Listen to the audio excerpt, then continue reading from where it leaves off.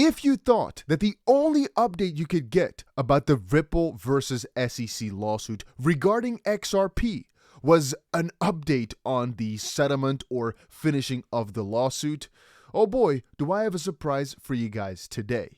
As indeed, we have just gotten ourselves some new breaking news, and it kind of shocked the community by surprise. What we're talking about is this right here. Rosalind Layton, whom is the writer on Forbes of the SEC, like Ripple stuff. She's basically written a ton of these pieces on Forbes, has filed a motion to intervene to petition the court for access to the Hinman speech documents. And there have been a ton of people in the comments asking, who is that? Well, again, she's a writer for Forbes, and most of the time, if you're going to see her, it's on there. She's probably also a writer for many other different things. You can see right here: Broadband Economics, International Tech Policy, Aalborg University, Copenhagen. But if you just type it in for yourself for a second, you'll find a little bit of what I'm talking about. I don't know if she's still actually actively contributing to Forbes. Maybe because of these discussion points, they actually took her down. But this is from a couple weeks ago right now, December 19th. So I'm assuming that everything is still in place.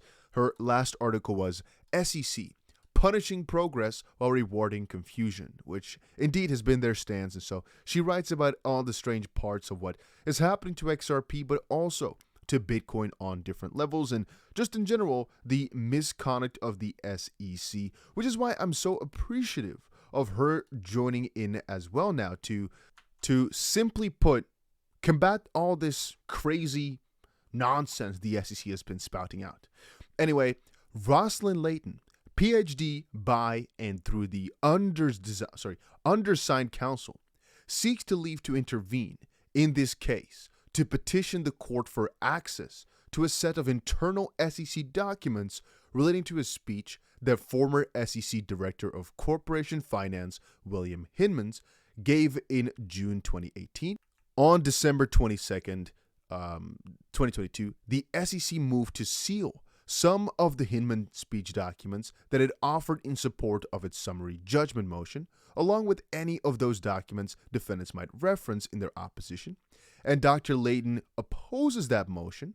Dr. Layton, a columnist and regulatory policy scholar, is a visiting researcher at the Aalborg University, an executive vice president of Strand Consulting, and a senior contributor to Forbes.com. Now, Dr. Layton has no financial stake in Ripple or XRP, and no financial interests in this case whatsoever. But she has written numerous articles about the Hinman speech documents, and in those articles, she has examined the central role those documents play in this enormously significant case, which she has dubbed the cryptocurrency trial of the century. She therefore respectfully requests leave to intervene so she might ask the court to release these documents to the public and to deny the SEC's motion to keep them sealed. So yeah, if you're wondering, there's also many different articles that have been linked right here if that's something you're interested in to kind of check out whatever she's written. One of the titles is right here: Crypto law expert suggests the SEC likely to lose key case and discredit Howey test. Another is about all the different lawsuits that the SEC has been going for and the way in which they've approached crypto that's just not that good. She's just a nice fighting force. That's something we don't see very often. Anyway, one of her arguments is that the presumption favoring public release of the Hinman speech documents, that it's particularly strong. And you can read through the argument, but the idea and the notion is quite clear. The people need to see this. The people need to understand.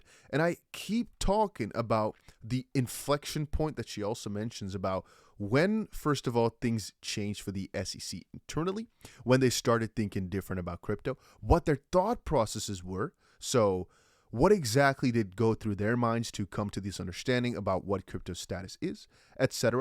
And for that reason, whatever the SEC has discussed internally can be to very key consequence for us, or how do you say it? It can be very important for us to determine the future of crypto. Anyway, I'd also like to get it just because I'd like to see a discussion about what exact prongs they thought of, etc., before giving that speech. Because I'm thinking now, the fact that they're even to some degree, questioning BUSD makes me question what exactly is going on in there. Are all those guys just emailing each other saying, I don't know, maybe this guy knows. And the other guy says, I don't know, maybe this guy knows. Or maybe they were like, you know what, let's just say it's all security and go from there.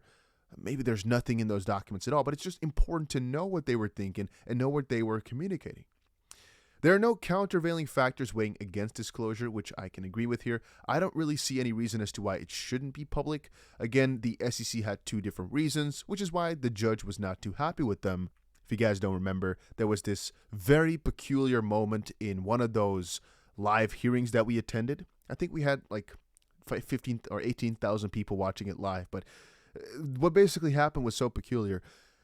The SEC side all of a sudden decided to not go with their grain anymore of saying, hey, we are using this privilege, but all of a sudden they put it onto another privilege, and the judge caught on. It was like, wait a minute, what are you doing right there? You're having your cake and eating it too. Anyway, when that happened, obviously a lot of my faith in the SEC's fair play, which I had very little to begin with, but it all faded away to almost zero. And so I didn't expect them to give any of this information up easily anyway. But to see now that after everything was already briefed and kind of continued on, it was kind of over, that right now we're getting a very late at that. I'm not sure why it's so late, but a still update of just trying to get that information out there, even though the decision was already made, a month and a half ago or so. I guess it took some time to draft up this little 4-pager or a 5-pager officially, could be. But nonetheless, it's fighting for justice, and so I'm happy with it. I don't want to take up too much of your time. I'm just very happy to see this. But I'm also not going to lie and say, the moment that this guy tweeted, I honestly, for a second, thought maybe the lawsuit is over because it said breaking, and I'm not going to put breaking in the title that way purely because I don't want to give people some sort of attack. But you bet your sweet ass that I was kind of like, like a little shock like this I had. Purely because I didn't expect any new document like this to come out. And I thought if there's documents, it's bound to be some big news. And honestly, I don't blame you guys for thinking it's not a big deal. But for me, it is. And it's quite an honest little surprise, I'd say.